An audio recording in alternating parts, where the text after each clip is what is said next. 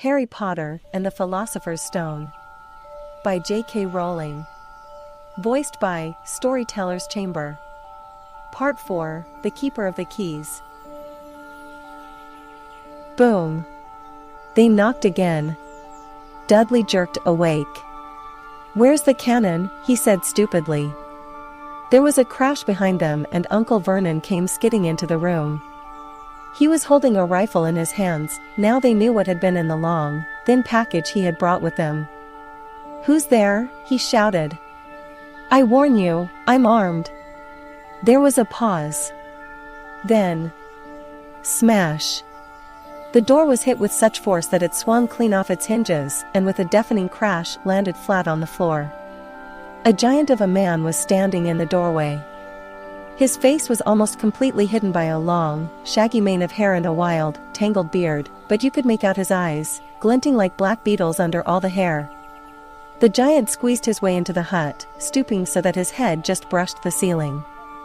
He bent down, picked up the door and fitted it easily back into its frame. The noise of the storm outside dropped a little. He turned to look at them all. "Couldn't make us a cup o' tea, could ya? It's not been an easy journey." He strode over to the sofa where Dudley sat, frozen with fear. "Budge up, yeah, great lump," said the stranger. Dudley squeaked and ran to hide behind his mother, who was crouching, terrified, behind Uncle Vernon. "And here's Harry," said the giant. Harry looked up into the fierce, wild, shadowy face and saw that the beetle eyes were crinkled in a smile. "Last time I saw you, you was only a baby," said the giant. "Yeah, look a lot like your dad, but you've got your mum's eyes." Uncle Vernon made a funny rasping noise. "I demand that you leave at once, sir," he said. "You are breaking and entering." "Ah, shut up, Dudley, yeah, great prune," said the giant. He reached over the back of the sofa, jerked the gun out of Uncle Vernon's hands, bent it into a knot as easily as if it had been made of rubber, and threw it into a corner of the room. Uncle Vernon made another funny noise, like a mouse being trodden on. "Anyway, Harry," said the giant, turning his back on the Dursleys, "a very happy birthday to ya. Got summat for ya here. I might have sat on it at some point, but it'll taste all right." From an inside pocket of his black overcoat he pulled a slightly squashed box. Harry opened it with trembling fingers. Inside was a large, sticky chocolate cake with "Happy Birthday Harry" written on it in green icing. Harry looked up at the giant. He meant to say thank you, but the words got lost on the way to his mouth, and what he said instead was, "Who are you?" The giant chuckled. "True, I haven't introduced myself. Rubeus Hagrid, keeper of keys and grounds at Hogwarts." He held out an enormous hand and shook Harry's whole arm. "What about that tea then, eh?" he said, rubbing his hands together. "I'd not say no ter summat stronger if you've got it, mind." His eyes fell on the empty grate with the shriveled crisp packets in it and he snorted. He bent down over the fireplace. They couldn't see what he was doing, but when he drew back a second later, there was a roaring fire there. It filled the whole damp hut with flickering light and Harry felt the warmth wash over him as though he'd sunk into a hot bath. The giant sat back down on the sofa, which sagged under his weight, and began taking all sorts of things out of the pockets of his coat: a copper kettle, a squashy package of sausages, a poker, a teapot, several chipped mugs and a bottle of some amber liquid which he took a swig from before starting to make tea. Soon the hut was full of the sound and smell of sizzling sausage. Nobody said a thing while the giant was working, but as he slid the first 6 fat, juicy, slightly burnt sausages from the poker, Dudley fidgeted a little. Uncle Vernon said sharply, "Don't touch anything he gives you, Dudley." The giant chuckled darkly. "Your great puttin' of a son don't need fattenin' any more, Dudley, don't worry." He passed the sausages to Harry, who was so hungry he had never tasted anything so wonderful, but he still couldn't take his eyes off the giant. Finally, as nobody seemed about to explain anything, he said, "I'm sorry, but I still don't really know who you are." The giant took a gulp of tea and wiped his mouth with the back of his hand. "Call me Hagrid," he said, "everyone does." And like I told ya, I'm keeper of keys at Hogwarts, you'll know all about Hogwarts, oh course. No, said Harry. Hagrid looked shocked. Sorry, Harry said quickly. Sorry, barked Hagrid, turning to stare at the Dursleys, who shrank back into the shadows. It's them as should be sorry. I knew ya weren't gettin' your letters, but I never thought ya wouldn't even know about Hogwarts, fair cryin' out loud. Did ya never wonder where your parents learned it all? All what? Asked Harry. All what? Hagrid thundered. Now wait just 1 second. He had leapt to his feet. In his anger, he seemed to fill the whole hut. The Dursleys were cowering against the wall. Do you mean to tell me, he growled at the Dursleys, that this boy, knows nothin' about anything? Harry thought this was going a bit far. He had been to school, after all, and his marks weren't bad. I know some things, he said. I can, do maths and stuff. But Hagrid simply waved his hand and said, about our world, I mean. Your world. My world. Your parents' world. What world? Hagrid looked as if he was about to explode. Dursley, he boomed.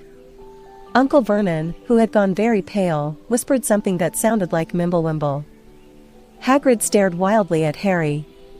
But yeah, must know about your mum and dad, he said. I mean, they're famous. You're famous. What? My mum and dad weren't famous, were they? Yeah, Don no. Hagrid ran his fingers through his hair, fixing Harry with a bewildered stare. Yeah, Don know what ya are, he said finally. Uncle Vernon suddenly found his voice. Stop, he commanded.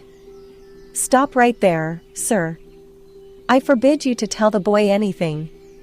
A braver man than Vernon Dursley would have quailed under the furious look Hagrid now gave him. When Hagrid spoke, his every syllable trembled with rage. You never told him? Never told him what was in the letter Dumbledore left for him? I was there. I saw Dumbledore leave it, Dursley. And you've kept it from him all these years?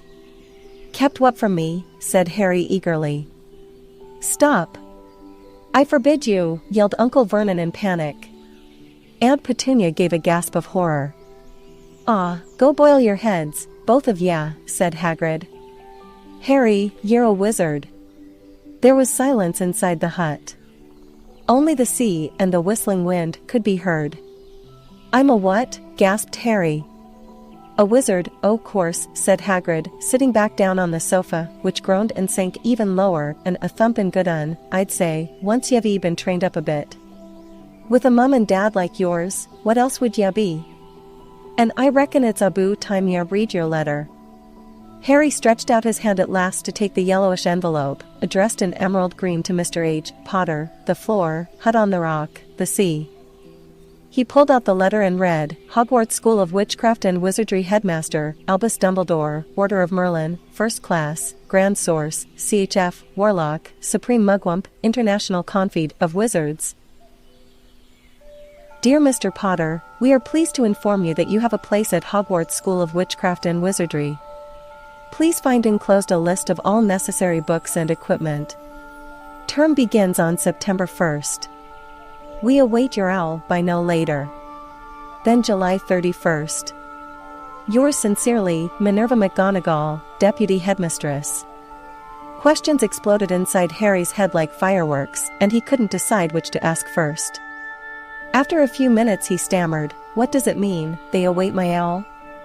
Gallopin Gorgons, that reminds me, said Hagrid, clapping a hand to his forehead with enough force to knock over a cart horse, and from yet another pocket inside his overcoat he pulled an owl, a real, live, rather ruffled-looking owl, a long quill and a roll of parchment. With his tongue between his teeth, he scribbled a note which Harry could read upside down, Dear Mr. Dumbledore, given Harry his letter. Taking him to buy his things tomorrow. Weather's horrible. Hope you're well. Hagrid rolled up the note, gave it to the owl, which clamped it in its beak, went to the door, and threw the owl out into the storm. Then he came back and sat down as though this was as normal as talking on the telephone. Harry realized his mouth was open and closed it quickly. "Where was I?" said Hagrid, but at that moment, Uncle Vernon, still ashen-faced, but looking very angry, moved into the firelight. "He's not going," he said. Hagrid grunted. "I'd like to see a great muggle like you stop him," he said. "A what?" said Harry, interested. "A muggle," said Hagrid. "It's what we call non-magic folk like them. And it's your bad luck you grew up in a family the biggest muggles I ever laid eyes on. We swore when we took him in we'd put a stop to that rubbish," said Uncle Vernon, "swore we'd stamp it out of him." "Wizard, indeed." "You knew?" said Harry. "You knew I'm a wizard?" "Knew," shrieked Aunt Petunia suddenly. "Knew. Of course we knew. How could you not be, my drat sister being what she was? Oh, she got a letter just like that and disappeared off to that school, and came home every holiday with her pockets full of frog spawn, turning teacups into rats. I was the only one who saw her for what she was, a freak. But for my mother and father, oh no, it was Lily this and Lily that, they were proud of having a witch in the family." She stopped to draw a deep breath and then went ranting on. It seemed she had been wanting to say all this for years. "Then she met that Potter at school and they left and got married and had you, and of course I knew you'd be just the same, just as strange, just as abnormal, and then, if you please, she went and got herself blown up and we got landed with you." Harry had gone very white. As soon as he found his voice he said, "Blown up? You told me they died in a car crash." "Car crash," roared Hagrid, jumping up so angrily that the Dursleys scuttled back to their corner. "How could a car crash kill Lily and James Potter? It's an outrage. A scandal. Harry Potter not knowing his own story when every kid in our world knows his name. But why? What happened?" Harry asked urgently. The anger faded from Hagrid's face. He looked suddenly anxious. "I never expected this," he said, in a low, worried voice. "I had no idea, when Dumbledore told me there might be trouble getting hold of ya, how much ya didn't know." Harry, I don't know if I'm the right person to tell ya, but someone's gotta, ya can't go off to Hogwarts not knowing. He threw a dirty look at the Dursleys. "Well, it's best ya know as much as I can tell ya, mind, I can't tell ya everything, it's a great mystery, parts of it." He sat down, stared into the fire for a few seconds and then said, "It begins, I suppose, with a person called, but it's incredible you don't know his name, everyone in our world knows, who?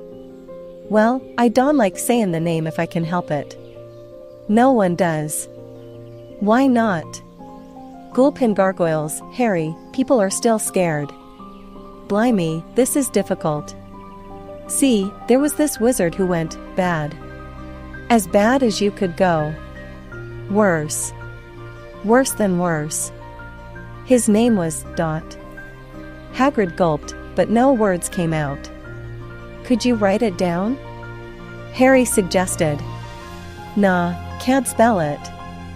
"All right, Voldemort." Hagrid shuddered. "Don't make me say it again." Anyway, this wizard, about 20 years ago now, started looking fair followers. Got too, some were afraid, some just wanted a bit o' his power, 'cause he was getting himself power, all right. Dark days, Harry. Didn't know who to trust, didn't dare get friendly with strange wizards or witches. Terrible things happened. He was talking over. Course, some stood up to him, and he killed them. Horribly. The only safe places left was Hogwarts. Reckon Dumbledore's the only one you know who was afraid of. Didn't dare try talking the school, not just then, anyway. Now, your mum and dad were as good a witch and wizard as I ever knew. Head boy and girl at Hogwarts in their day. Suppose the mystery is why you know who never tried to get on his side before, probably knew they were too close to Dumbledore to want anything to do with the dark side. Maybe he thought he could persuade maybe he just wanted out of the way. All anyone knows is, he turned up in the village where you was all living, on Halloween 10 years ago. You was just a year old. He came to your house and Hagrid suddenly pulled out a very dirty, spotted handkerchief and blew his nose with a sound like a foghorn. Sorry, he said. But it's that sad, knew your mum and dad, and nicer people ya couldn't find anyway, you know who killed em. And then, and this is the real mystery of the thing, he tried to kill you, too. Wanted to make a clean job of it, I suppose, or maybe he just liked killin' by then. But he couldn't do it. Never wondered how you got that mark on your forehead? That was no ordinary cut. That's what ya get when a powerful, evil curse touches ya. Took care of your mum and dad in your house, even, but it didn't work on you, and that's why you're famous, Harry. No one ever lived after he decided to kill no one except you, and he'd killed some o' the best witches and wizards of the age, the McKinnons, the Bones, the Pruitts, and you was only a baby, and you lived. Something very painful was going on in Harry's mind. As Hagrid's story came to a close, he saw again the blinding flash of green light, more clearly than he had ever remembered it before, and he remembered something else, for the first time in his life, a high, cold, cruel laugh. Hagrid was watching him sadly. Took ya from the ruined house myself, on Dumbledore's orders. Brought ya ter this lot. Load of old tosh, said Uncle Vernon. Harry jumped, he had almost forgotten that the Dursleys were there. Uncle Vernon certainly seemed to have got back his courage. He was glaring at Hagrid and his fists were clenched. Now, you listen here, boy, he snarled. I accept there's something strange about you, probably nothing a good beating wouldn't have cured, and as for all this about your parents, well, they were weirdos, no denying it, and the world's better off without them in my opinion, asked for all they got, getting mixed up with these wizarding types, just what I expected, always knew they'd come to a sticky end. But at that moment, Hagrid leapt from the sofa and drew a battered pink umbrella from inside his coat. Pointing this at Uncle Vernon like a sword, he said, I'm warning you, Dursley, I'm warning you, one more word. In danger of being speared on the end of an umbrella by a bearded giant, Uncle Vernon's courage failed again, he flattened himself against the wall and fell silent. That's better, said Hagrid, breathing heavily and sitting back down on the sofa, which this time sagged right down to the floor. Harry, meanwhile, still had questions to ask, hundreds of them. But what happened to Vol, I mean, you know who? Good question, Harry. Disappeared. Vanished. Same night he tried to kill you. Makes ya even more famous, that's the biggest mystery, see, he was getting more and more powerful, why'd he go? Some say he died. Codswallop, in my opinion. Dunno if he had enough human left in him to die. Some say he's still out there, bidin' his time, like, but I don't believe it. People who was on his side came back ter ours. Some of 'em came out at kinda trances. Don reckon they could have done if he was comin' back. Most of us reckon he's still out there somewhere but lost his powers. Too weak to carry on. 'Cause something about you finished him, Harry. There was something going on that night he hadn't counted on, I dunno what it was, no one does, but something about you stumped him all right. Hagrid looked at Harry with warmth and respect blazing in his eyes, but Harry, instead of feeling pleased and proud, felt quite sure there had been a horrible mistake. A wizard? Him? How could he possibly be? He'd spent his life being clout by Dudley and bullied by Aunt Petunia and Uncle Vernon. If he was really a wizard, why hadn't they been turned into warty toads every time they'd tried to lock him in his cupboard? If he'd once defeated the greatest sorcerer in the world, how come Dudley had always been able to kick him around like a football? Hagrid, he said quietly, I think you must have made a mistake. I don't think I can be a wizard. To his surprise, Hagrid chuckled. Not a wizard, eh? Never made things happen when you was scared, or angry? Harry looked into the fire. Now he came to think about it, every odd thing that had ever made his aunt and uncle furious with him had happened when he, Harry, had been upset or angry, chased by Dudley's gang. He had somehow found himself out of their reach, dreading going to school with that ridiculous haircut. He'd managed to make it grow back, and the very last time Dudley had hit him, hadn't he got his revenge, without even realizing he was doing it? Hadn't he set a boa constrictor on him? Harry looked back at Hagrid, smiling, and saw that Hagrid was positively beaming at him. "See?" said Hagrid. "Harry Potter, not a wizard, you wait, you'll be right famous at Hogwarts." But Uncle Vernon wasn't going to give in without a fight. "Haven't I told you he's not going?" he hissed. "He's going to Stonewall High and he'll be grateful for it. I've read those letters and he needs all sorts of rubbish, spell books and wands, and, if he wants to go, a great muggle like you won't stop him," growled Hagrid. "Stop Lily and James Potter's son going to Hogwarts. You're mad. His name's been down ever since he was born. He's off to the finest school of witchcraft and wizardry in the world. 7 years there, and he won't know himself.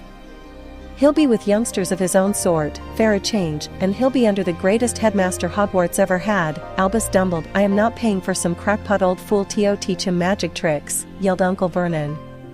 But he had finally gone too far. Hagrid seized his umbrella and whirled it over his head. "Never," he thundered, "insult, Albus Dumbledore, in front of me."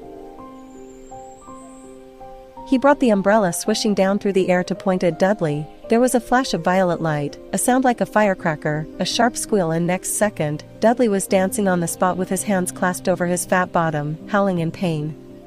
When he turned his back on them, Harry saw a curly pig's tail poking through a hole in his trousers. Uncle Vernon roared. Pulling Aunt Petunia and Dudley into the other room, he cast one last terrified look at Hagrid and slammed the door behind them. Hagrid looked down at his umbrella and stroked his beard. "Shouldn't ha' lost me temper," he said ruefully, "but it didn't work anyway. Meant to turn him into a pig, but I suppose he was so much like a pig anyway, there wasn't much left to do." He cast a sideways look at Harry under his bushy eyebrows. "Be grateful if you didn't mention that to anyone at Hogwarts," he said. "I'm, not supposed to do magic, strictly speakin'. I was allowed to do a bit to follow ya and get your letters to ya and stuff. One o' the reasons I was so keen to take on the job." "Why aren't you supposed to do magic?" asked Harry. "Oh, well, I was at Hogwarts myself, but I, got expelled, to tell ya the truth. In me 3rd year. They snapped me wand in half and everything. But Dumbledore let me stay on as gamekeeper." "Great man, Dumbledore. Why were you expelled?" "It's getting late and we've got lots to do tomorrow," said Hagrid loudly. "Gotta get up to town, get all your books and that."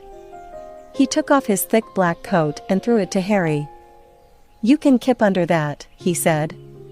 "Don't mind if it wriggles a bit. I think I still got a couple o' dormice in one o' the pockets."